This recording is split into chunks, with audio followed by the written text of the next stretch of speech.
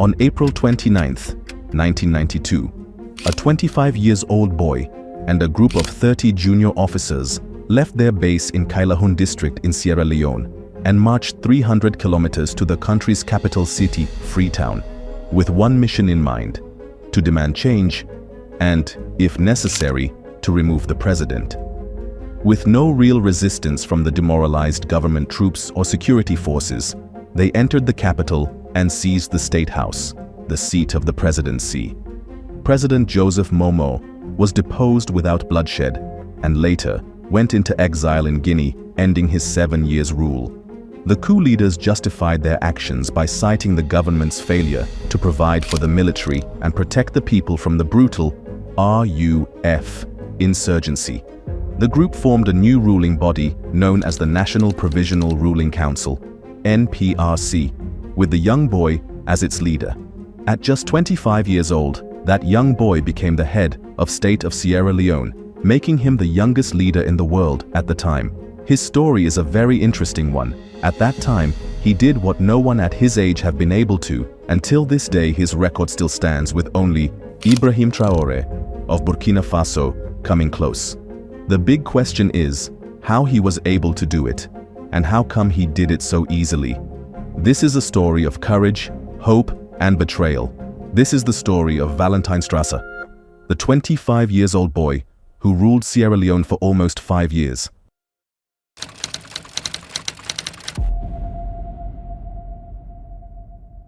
Valentine Esegragbo Melvine Strasser was born on April 26, 1967, in Freetown, the capital city of Sierra Leone. He was raised in a middle-class Creole family in a post-colonial country facing rising economic hardship and political instability.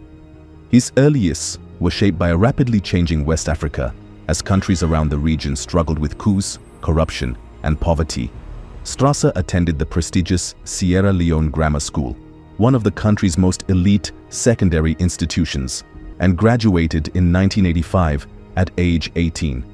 While in secondary school, Strasser was a gifted student in math and chemistry. From early on, he was known to be intelligent and charismatic, but not necessarily politically active. Despite limited means, his education put him in contact with Sierra Leone's aspiring middle class and gave him a strong foundation in discipline and public service. After finishing secondary school, Strasser decided to pursue a military career, enrolling in the Republic of Sierra Leone Military Forces (RSLMF) training program. His entrance into the army in the late 1980s coincided with growing unrest in West Africa, most notably the outbreak of civil war in neighboring Liberia in 1989. After being commissioned as a second lieutenant, Strasser was stationed in Kailahun district, a volatile region in eastern Sierra Leone along the Liberian border. It was there, in 1991, that the country's fate would dramatically change. In the late 70s and 80s, Sierra Leone was experiencing a deep and multifaceted national crisis. Once considered a model of post-colonial democracy in West Africa, the country had gradually succumbed to authoritarianism, economic decay, and institutional collapse.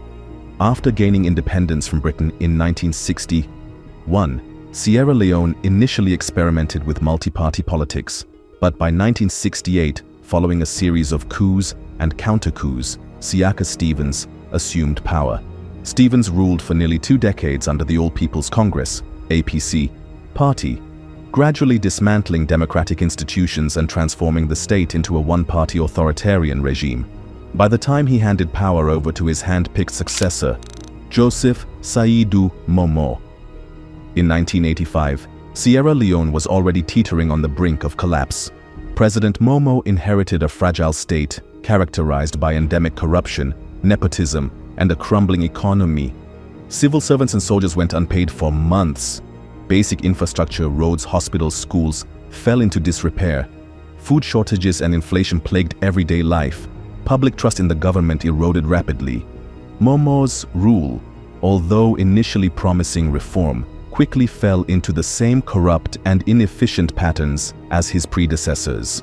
He ruled under a one-party system until 1991, when under mounting domestic and international pressure, he reluctantly agreed to reinstate multi-party democracy. However, these reforms were too little, too late. Amid this growing instability, a new threat emerged. A rebel group called the Revolutionary United Front (RUF) became active, which eventually became pivotal in the history of Sierra Leone. The RUF was founded in 1982 but rose to prominence in 1991 when it launched its insurgency in eastern Sierra Leone. Its founder and leader was Fode Sebana Sanko, a former Sierra Leonean Army corporal and Liberian-trained guerrilla fighter.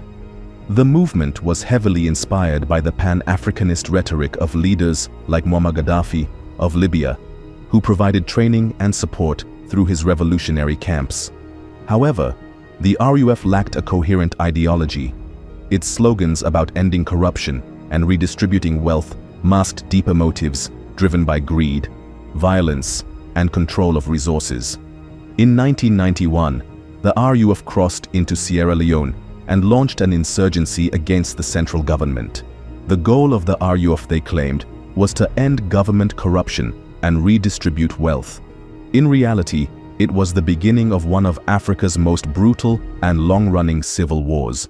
A critical factor in the RUF's rise was support from Charles Taylor, then leader of the National Patriotic Front of Liberia, NPFL, who eventually became the president of Liberia.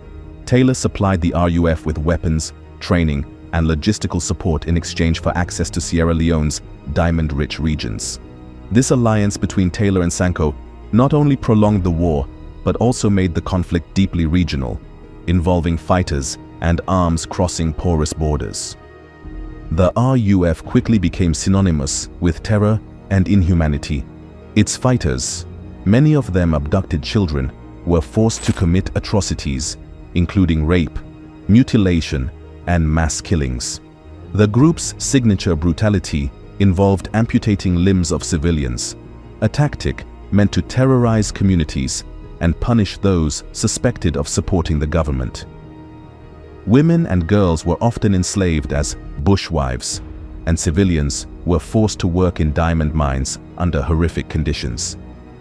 The RUF's actions shocked the world and led to their classification as a terrorist group by international observers. Valentine Strasser, then just 24 years old, was thrust into combat against a fierce and unconventional enemy, the RUF. The soldiers under his command were under-equipped, poorly paid, and exhausted. They often went months without receiving salaries, ammunition, or food rations. Strasser and his comrades became disillusioned with the government of President Joseph Saidu Momoh, who had been in power since 1985, following the retirement of President Siaka Stevens. The final trigger came when Strasser and his fellow officers were told that they would not be receiving their long overdue salaries and that no reinforcements or supplies were forthcoming. This betrayal became the breaking point. The group decided to take action, not just to demand their pay, but to seize control of the government they believed had failed the country. On April 29, 1992, Captain Valentine Strasser and about 30 heavily armed soldiers using military trucks and armored vehicles launched a bold and unexpected march on Freetown, the capital. The distance between the Eastern Front and Freetown is vast, several hundred kilometers, but the group faced little resistance along the way. The fact that they were able to reach the capital without being stopped reflected the complete breakdown of command and control within the army and the state. When they arrived in the city, they quickly took control of key military and government installations, including the state broadcaster and the presidential residence. President Joseph Momoh, caught off guard and politically isolated, fled. Some reports suggest he attempted to flee to neighboring Guinea, while others indicate he took refuge within the country before eventually being exiled. No shots were fired in the capital. The coup was virtually bloodless. With the government collapsed, Strasser and his comrades formed a new military junta, the National Provisional Ruling Council, NPRC. At just 25 years old, Strasser was declared head of state and chairman of the NPRC. The group justified their actions by citing the rampant corruption, mismanagement, and incompetence of the previous regime. Strasser addressed the nation via radio and promised to stabilize the country, restore law and order, and eventually return Sierra Leone to democratic governance. His rise stunned the world. Almost overnight, a relatively unknown young officer had become the leader of a war-torn country. The reason why Valentine Strasser was chosen to be the head is because, among his peers, Strasser had the highest military rank and was perceived as the most composed and politically astute. While figures like Solomon Musa and Saj Musa were influential, they were also seen as volatile and unpredictable. Julius Maada Bio, who would later become president in a democratic election decades later, was one of Strasser's closest allies at the time, but did not oppose his leadership. Strasser's quiet demeanor, youthful image, and ability to articulate the NPRC's vision made him the most appealing face for the new regime. Furthermore, his appointment was seen as a symbol of generational change, a rejection of the aging political elite who had dominated Sierra Leone for decades. The initial public reaction was mixed, but largely hopeful. Many Sierra Leoneans, exhausted by years of misrule, welcomed the change and saw Strasser as a potential savior. Internationally, however, the coup raised eyebrows. Western nations, particularly the United States and Britain, condemned the unconstitutional seizure of power but stopped short of imposing heavy sanctions, largely because of the previous regime's corruption and the need for stability in the region. Strasser and the NPRC quickly set about consolidating power. They suspended the constitution, dissolved parliament, and ruled by decree. A few months into the new regime, they established a cabinet composed mainly of young military officers and technocrats. They launched anti-corruption campaigns, sought assistance from international donors, and made overtures to end the civil war. However, despite initial enthusiasm, Strasser's government soon ran into many of the same problems that had plagued his predecessors.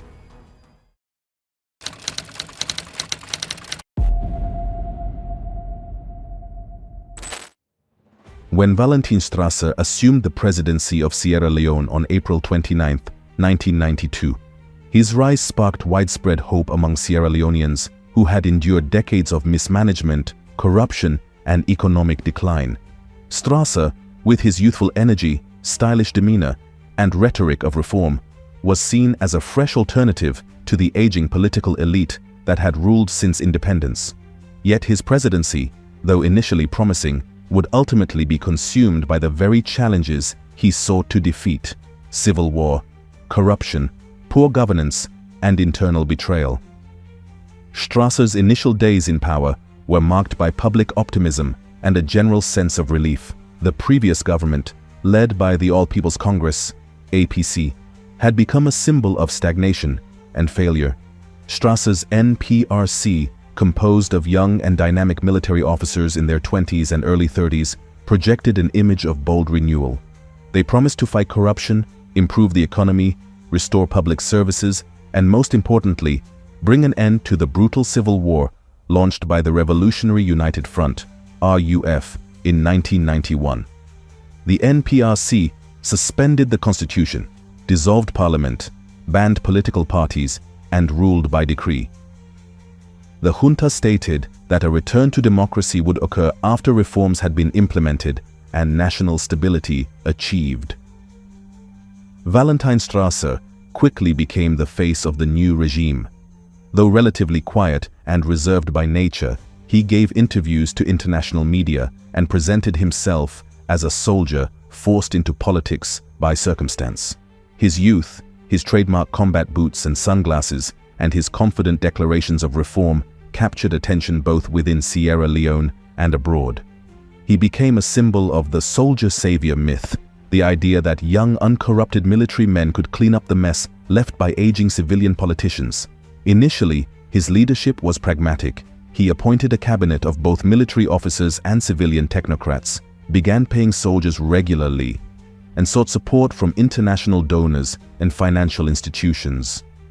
Despite these positive beginnings, Strasser's presidency was immediately engulfed by the complexities of the ongoing civil war. The RUF, led by former Army Corporal Foday Sankoh and backed by Liberian warlord Charles Taylor, continued its campaign of terror across the countryside. The rebel group gained a reputation for extreme brutality, cutting off limbs, massacring villagers, and forcibly conscripting child soldiers. Their goal was not only the removal of the government, but total destabilization, particularly in diamond-rich areas that could fund their insurgency. The NPRC inherited a demoralized army, a collapsed infrastructure, and a nation in economic freefall. Although Strasser's government tried to improve conditions for the military, morale remained low, and corruption persisted within the officer corps. One of the most difficult aspects of Strasser's rule was the inability of the NPRC to make meaningful progress in ending the war. The government alternated between hardline military campaigns and attempts at negotiation, but neither approach succeeded. The army was still plagued by disorganization, and trust between military units was low. To strengthen the fight against the RUF, the Strasser government took the controversial step of hiring a private military company, Executive Outcomes, EO, a South African mercenary firm. By 1995, EO had begun to operate in Sierra Leone, using sophisticated tactics and equipment to reclaim territory from the rebels. Their presence turned the tide in some battles and led to the temporary recapture of key mining areas, but it also drew international criticism and raised concerns about sovereignty and transparency. Domestically, Strasser's government struggled to maintain a coherent agenda. While corruption was publicly condemned, it continued within the NPRC itself. Some officers exploited their positions for personal gain, public funds were misused, and accountability mechanisms were weak or non-existent. Although some infrastructure projects began, such as road repairs and urban cleanup efforts in Freetown, these were insufficient to meet the scale of national collapse. The education and healthcare sectors remained underfunded, inflation soared, and unemployment continued to rise. Civil society groups, students, and religious leaders began voicing concerns about the junta's direction and failure to address key social needs. Strasser himself became increasingly isolated in the seat of power. Though surrounded by military allies, internal rivalries and paranoia grew. One of his most powerful and feared associates, Solomon A.J. Musa, was initially his closest confidant and Minister of Defense. However, Musa was widely seen as volatile and was implicated in several acts of brutality, including extrajudicial executions of suspected coup plotters and rebel sympathizers. His presence became a liability to the regime.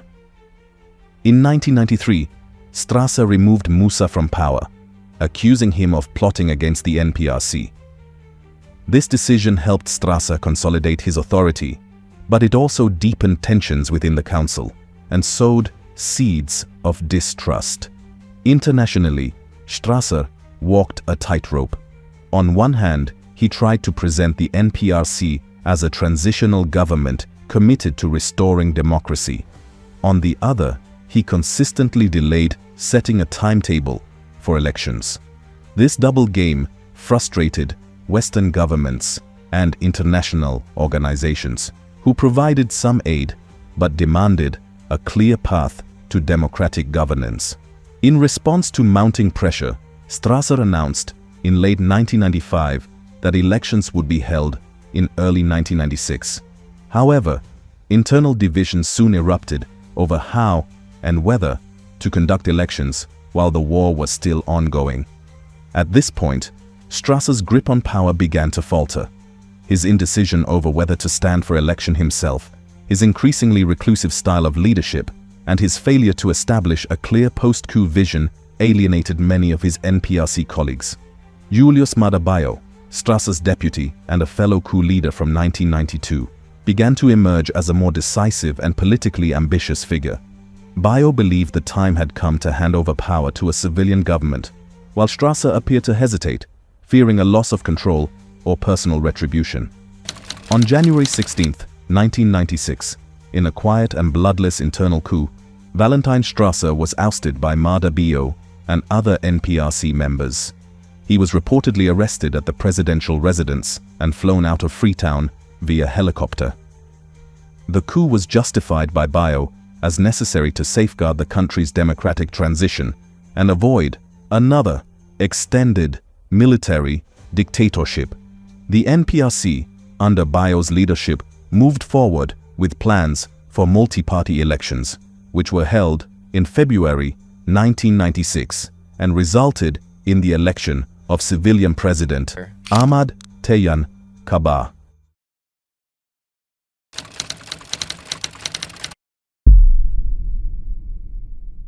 Strasser's fall from power was swift and largely uncontested.